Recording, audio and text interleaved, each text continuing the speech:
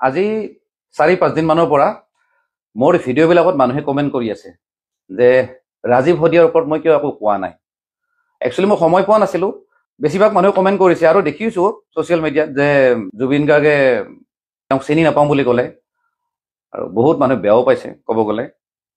এতিয়া মোৰ প্ৰতিক্ৰিয়া বহুত মানুহে খুজিছে মানে কমেণ্টটো থৈ দি, জুবিন গাৰ্গে যে চিনি নাপাওঁ বুলি যে ক'লে বা বহুত মানুহে কৈছে চিনি নাপাইছিল। সঁচা ক'বলৈ তেওঁক চিনি নাপাইছিল বেছিভাগ মানুহে, খুব কম মানুহে চিনি পাইছিল।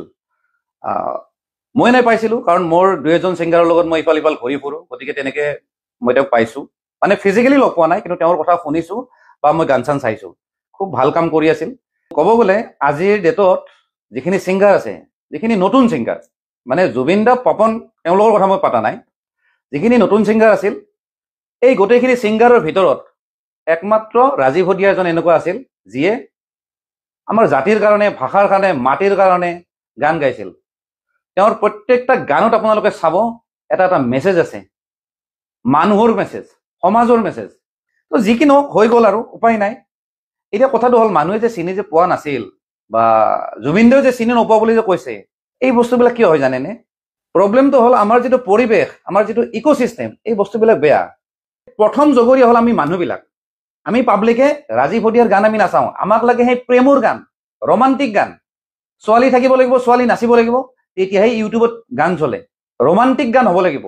বুকু, হিয়া, মৰম, চেনে এইবিলাক শব্দ নাথাকিলে অসমীয়া ভাষাত গান নচলে। প্ৰব্লেমটো হৈছে সেইটো। কিন্তু ৰাজীৱ হদিয়াৰ গানবিলাকতো এইবোৰ নাছিল। সম্পূৰ্ণ আমাৰ ভাষাৰ কাৰণে গান গাইছিল, জাতিৰ কাৰণে গান গাইছিল, মাটিৰ কাৰণে গান গাইছিল। আপোনালোকে চাব যদি চোৱা নাই। গতিকে কথাটো তেনেকুৱা, আমি মানুহবিলাকে আল্টু ফাল্টু বস্তুবিলাক চাওঁ কাৰণে ৰাজীৱ হদিয়া আজিৰ ডেটত আণ্ডাৰ ৰেটেড হৈ আছিল বা উপেক্ষিত হৈ আছিল। আৰু এটা কথা, যিখিনি নিউজ চেনেল আছে, নিউজ চেনেলখিনি কাক প্ৰমোট কৰে চাবচোন। যিখিনি দামী দামী ছিংগাৰ, যোনে 10 লাখ, 12 লাখ, 7 লাখ, 8 লাখত ষ্টেজত উঠে, এনেকুৱা ছিংগাৰকে আজিকালিৰ চেনেলবিলাকে প্ৰমোট কৰে। এতিয়া ৰাজীৱ হদিয়াটো তেনেকুৱা নাছিল। ৰাজীৱ হদিয়াই যিখিনি কাম কৰিছে আপোনালোকে ভালকৈ মাইণ্ড কৰিব, তেওঁ টকাৰ কাৰণে কৰা নাছিলে। আৰু মই বেলেগ বেলেগ মানুহৰ পৰা ৰিভিউ লৈছোঁ, তেওঁ টকা যে ঘটিব লাগে সেইটো বস্তু শিকাই নাছিলে। ৰাজীৱ হদিয়াৰ যিখিনি কাম না, সেইখিনি অতুলনীয়, যাক মূল্যৰে কিনিব নোৱাৰি দেই। আৰু এটা কথা দেই, চেনেলবিলাকো কৈছোঁ, চেনেলবিলাকে ইমান প্ৰমোট কৰে এইবিলাক যে বজাই থাকে যে এটা এটা ক্লিপ ফাংচনৰ। ৰাজীৱ হদিয়াৰ আপোনালোকে কেইটা ক্লিপ পাইছে নিউজ চেনেলত? এতিয়া এইকেইদিন বজাই আছে, এইকেইদিন তেওঁলোকে চান্স লৈছে TRPৰ কাৰণে, এইকেইদিন বজাইছে, কিন্তু ইয়াৰ আগতে কিন্তু বজোৱা নাছিল। আপোনালোকে চাব, মই নাম নকওঁ, ডাঙৰ ডাঙৰ ছিংগাৰবিলাকৰ ফটো এখন লগাই পেলাই জন্মদিনত মানে হেৰি কৰে, উইচ কৰে, শুভেচ্ছা দিয়ে যে আজি আমুকৰ জন্মদিন, আপোনালোকে কমেণ্টত তেওঁক উইচ কৰক। আপোনালোকে ৰাজীৱ হদিয়াৰ ফটো দেখা পাইছে কেতিয়াবা নিউজ চেনেলৰ কোনোবাটো পষ্টত? নাই। গতিকে সংবাদ মাধ্যমবিলাকো কম নহয়, তেওঁলোকো জগৰীয়া এই বস্তুটোৰ কাৰণে যে ৰাজীৱ হদিয়াক আজিৰ ডেটত কিয় চিনি নাপায়। আৰু এটা কথা দেই, মই জুবিন দাক এই বিষয়টোত নাটানিলে নহ'ব, কাৰণ জুবিন দাই এটা এনেকুৱা ধৰণৰ মন্তব্য দিলে যিটো একচুৱেলি হজম নহয়। জুবিন দাই ক'লে যে তেওঁ হেনো চিনি নাপায়। জুবিন দা ক'ব গ'লে ইমান ছিনিয়ৰ মানুহ, আৰু তেওঁ ক'ব গ'লে আজিৰ ডেটত দেই অসমীয়া মিউজিক ইণ্ডাষ্ট্ৰি হওক, চিনেমা ইণ্ডাষ্ট্ৰিত তেওঁ ক'ব গ'লে অভিভাৱক। মই ক'লো নহয়, ইমান যিমান ল'ৰা ছোৱালী আছে আজিৰ ডেটত এইটো ইণ্ডাষ্ট্ৰিত, মিউজিক লাইনত হওক বা চিনেমা লাইনত, জুবিন দাৰ আগত কথা ক'ব সাহস নকৰে, ওচৰত গৈ পেলাই থিয় হৈ থাকে, দাদা দাদা দাদা। মানে ক'ব গ'লে তেওঁক বহুত ৰেচপেক্টো কৰে, ভয়ো কৰে। সেইটো বেয়া কথা নহয়। চাওক, জুবিন দাক মই এটা কথা ক'ব খোজোঁ, আপুনি কাক চিনি নাপাওঁ বুলি ক'লে জানেনে?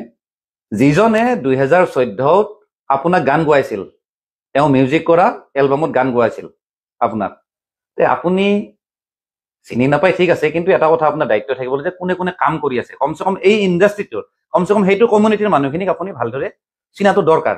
যিখিনি মানুহে নতুনকৈ গাই আছে, ছিংগাৰ হওক বা এক্টৰ, তাহাঁতক যদি অকণমান যদি আপুনি চিনি পাওঁ বুলি কয় নহয়, তেতিয়াহ'লে তাহাঁতে বহুত উৎসাহ পায়, তেওঁলোকে বেয়া কাম নকৰে। আৰু আপুনি কিছুমান মানুহক চিনি নাপাওঁ বুলি কোৱাৰ কাৰণে আজিৰ ডেটত কি গান ওলাইছে জানেনে? দিলে ডাং খাব, কিবা ডাং খাব, এইবোৰ গান যে ওলায়, কিহৰ কাৰণে ওলাই আছে? কাৰণ আপোনালোকে নামত অভিভাৱক, আপোনালোকে সেইখিনি অকণমান দায়িত্ব ল'ব লাগে, আপোনালোকে সৰুখিনিক অকণমান কণ্ট্ৰল কৰিব লাগে। আপুনি চিনি নাপায়, কিন্তু চিনাকি হ'ব লাগে, ভালদৰে কথা পাতিব লাগে। ৰাজীৱ হদিয়াৰ যিহেতু এলবামত আপুনি গান গাইছে, তেওঁ মিউজিক কৰা, গতিকে চিনি নাপাওঁ বুলি ক'লে বহুত দুখৰ কথা। আৰু চাওক, আপোনাৰ যেতিয়া বেমাৰ হৈছিল 2020 নে কেতিয়া, মই পষ্টটো দেখিছোঁ, ৰাজীৱ হদিয়াই ভগৱানৰ ওচৰত প্ৰাৰ্থনা কৰিছিল, তেওঁ ছ'চিয়েল মিডিয়াত পষ্ট লিখিছিল যে দাদা সোনকালে সুস্থ হৈ আহক। গতিকে আপুনি যদি সেইজন মানুহক যদি চিনি নাপাওঁ বুলি কয় নহয়, বহুত লাজৰ কথা, বহুত দুখৰ কথা। আৰু ভিডিঅ'টোৰ যোগেদি মই এটা মেছেজ দিব খোজোঁ, আমি মানুহবিলাক না অকণমান চেঞ্জ হ'ব লাগে, ভাল ভাল কণ্টেণ্টবিলাক চাব লাগে, ভাল ভাল শিল্পীখিনিক আমি অকণমান উৎসাহ দিয়া দৰকাৰ। আমি ফাল্টু কণ্টেণ্টবিলাক চাই থাকিলে ভাল মানুহখিনি ডিপ্ৰেশ্যন আহি যায়, তেওঁলোকে ক'ৰবাতে থাকি যায়। এইবোৰ একদম বেয়া কথা।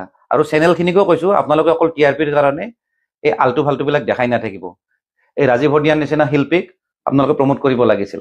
আৰু যিখিনি ছিনিয়ৰ যিখিনি আৰ্টিষ্ট আছে, শিল্পী আছে, যেনেকৈ জুবিন দা হওক বা যোনে কি নহওক, আপোনালোকে অকণমান আপোনালোকৰ কমিউনিটিত মানে যিখিনি ছিংগাৰ হওক বা যিখিনি শিল্পী আছে নতুন, সেইখিনিক অকণমান উৎসাহ দিব লাগে, অকণমান চা চিনাকি হ'ব লাগে। কাৰণ চাওক, আপুনি যেতিয়া আজি চিনি নাপাওঁ বুলি কৈছে নহয়, ৰাজীৱ হদিয়াৰ আত্মাই কিন্তু শান্তি পোৱা নাই। গতিকে মই ভিডিঅ'টো বেছি দীঘলীয়া নকৰোঁ। ৰাজীৱ হদিয়াৰ আত্মাই যাতে শান্তি পায়, মই সেইটো ভগৱানৰ ওচৰত প্ৰাৰ্থনা কৰিলোঁ। বাকী একো নাই। জয় আই অসম।